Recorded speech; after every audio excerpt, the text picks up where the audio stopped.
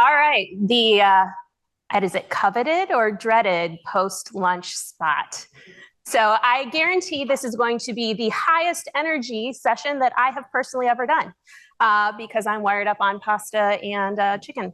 So let's just level set here. Based upon so many of the sessions this morning, we now know the why. Why are we all here? It's about the customer experience. And we in this room as an industry are working to try to bring this together. And until we really get there and everything is smarter than we are, which is coming, Eric said AI 17,000 times, we're going to talk more about the future of customer experience and what we can do in the meantime. So as Steve said, I'm Jenni Dettman, VP of Marketing. I've been with RouteThis for almost 2 years now, after spending the majority of my career in the industry with a lot of the larger hardware and software companies, doing a lot of interfacing around Wi-Fi and seeing Wi-Fi from where it was 15 years ago to where it is today. Quickly about RouteThis, we were founded in 2017, and we're really focused on delivering customer experience as it relates to residential Wi-Fi solutions. We partner with service providers and IoT smart home companies to optimize installation, repair, and support as Wi-Fi becomes a critical connectivity factor for all of those. We've worked with over 190 customers in over 30 countries, and our friends from Intel are here. We are Series A backed by Intel and Inovia Capital. And one of the things that we are the most proud of is that those customers in the years that we've been working with them have realized at this point far beyond $250 million in realized value. And that can come from in the form of reduced truck rolls, to increased ARPU, to reducing average handle time, all of those metrics that really matter to a service provider. So very quickly, for those of you who don't know about RouteThis' solution offerings, we are a cloud-based platform that sits on either side of Wi-Fi management. That's the easiest way for me to explain it. We don't actually manage the devices because we don't sit on the device. And that's one of our unique differentiators. We have our Certify app that is used by field technicians for installation and repairs. And then we have our RouteThis Helps app that can be used by customers, and our Resolve app that's used by customer contact center agents to help troubleshoot and resolve the Wi-Fi issues in the home. So why are we here? We know that subscribers today have more options than ever before, and that the fastest speeds or lowest prices are now a race to the bottom. Satellite, fiber overbuilders, mobile carriers, we're all trying to chase that customer. And when we really look at what we are trying to do and why customers are making the switch, it comes down to that experience. And if they are not happy, and if their home is not working as expected, the likelihood and probability is that they're going to churn. And why this matters is as soon as they have a negative experience, 52% of customers say that they would switch after just one bad experience. The companies that do invest in improving their customer experience see a 32% increase in cross-selling and upselling. And as we know, it's not just about cost savings, it is about revenue growth. And finally, 80% of customers say that the experience they provide is just as, if not more important, than the product or service themselves.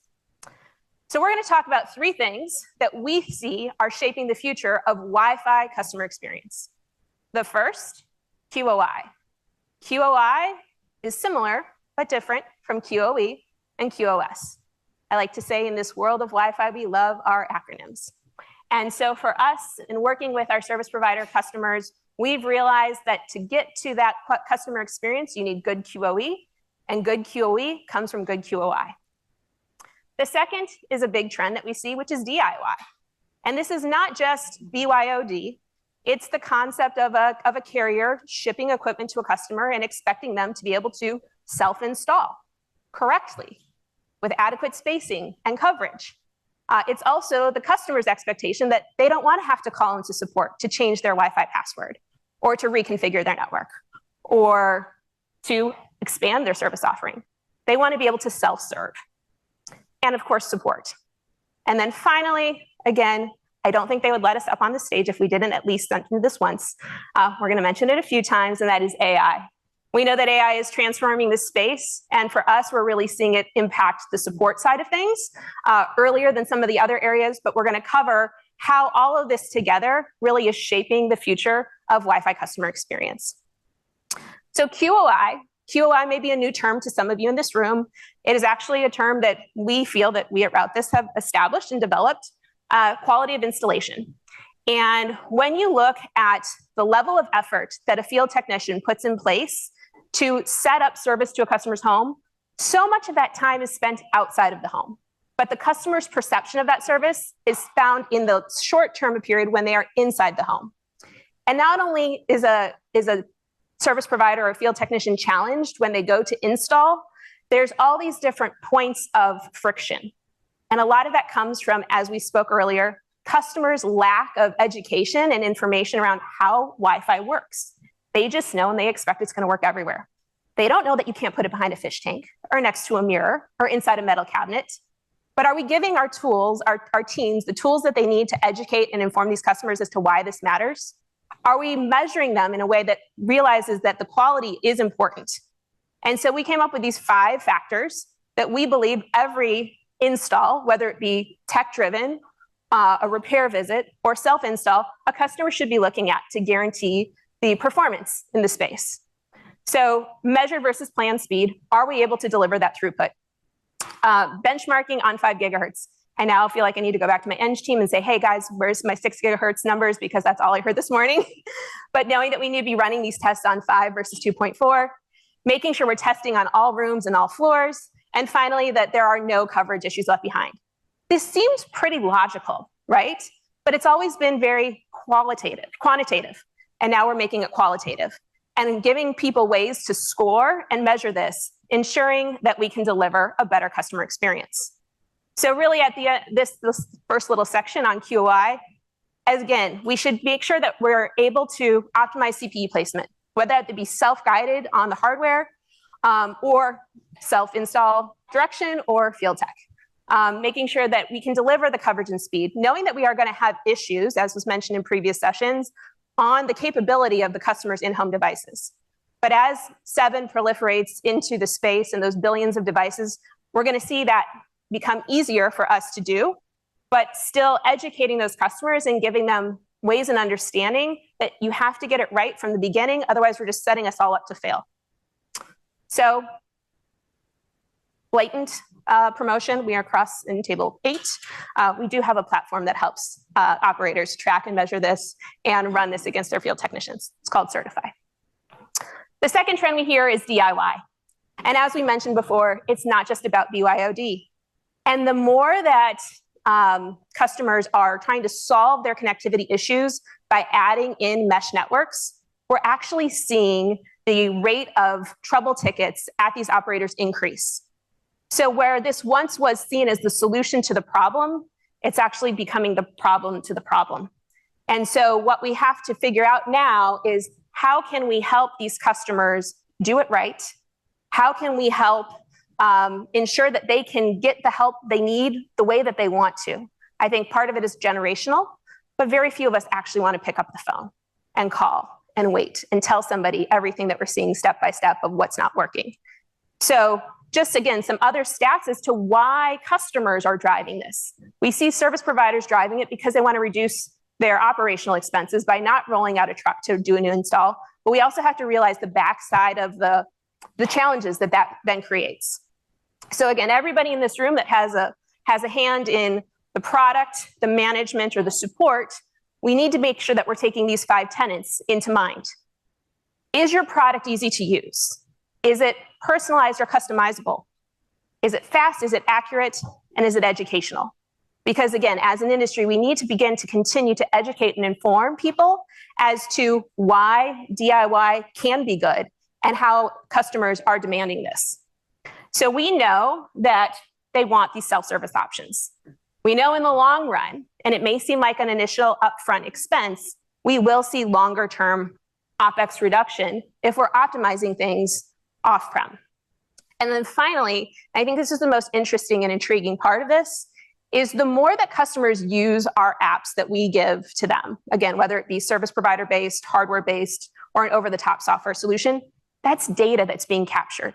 That data can be analyzed. That data can help us build out algorithms that will then drive what's coming next, which is AI. But also, through that, the upsell opportunities kind of raise themselves. We also have a solution for this too.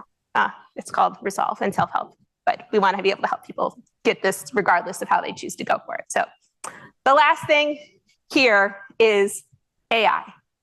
And what does AI for Wi-Fi look like? I think we're all trying to figure this out. There's a lot of words, a lot of acronyms, a lot of unknowns, and a lot of risks.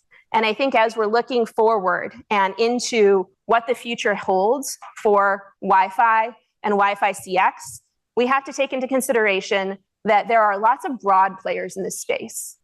And again, as a group here, I think for us to come up with solutions that are focused on the purpose-built needs of operators and hardware companies, we can work together to deliver this.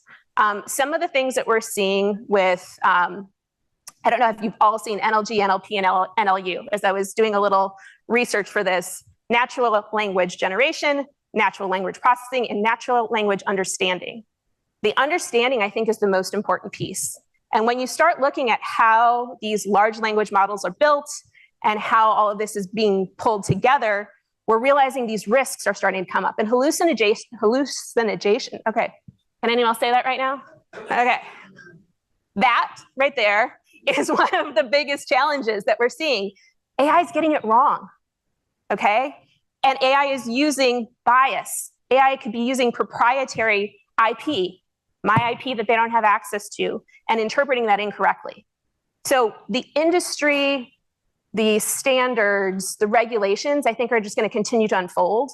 And we just need to be mindful of that and not go, blindly into AI, but cautiously, and knowing that it can help us. It can empower us. It can give us access to data that we wouldn't have been able to access before. But again, with everything new comes some risk, and I think it's important for us to be aware of that. So how is this going to impact us all?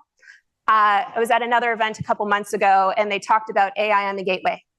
How many of you heard about AI coming on the gateway? I think it's a fascinating concept, and it's something that, again, the closer we get to the edge, the stronger the probability and the speed of it actually doing what it needs to do is going to come out. Software, we already see this in Wi-Fi management, adaptive Wi-Fi. The Plume folks aren't here today, but they've been touting that term for a long time. Being able to read and get the ML and really build out and optimize that network before the customer has to do anything. And then finally, again, where this is near and dear to our heart is support. So AI-assisted agent support, but tying that into data, coming again from the devices or from the network, is where this is really going to, I think, grow and come out to be something that's truly going to transform the industry. We also have an AI solution coming soon. It's called RouteThis. It's going to be really cool. So come and learn more about that from us too. So quickly, just to recap again, Wi-Fi CX is something that everybody in this room should care about. And we know, especially as it relates to our operators, this is critically important. Because if they cannot keep their customers, if they can't increase their revenue, if they can't control their call volume, which includes their average handle time, they're going to churn. So we're all here for growth. We're all here for a good customer experience. And I think if we can all follow some of these trends and ensure that we're building and keeping the end customer in mind always, we'll end up in the right place. So thank you.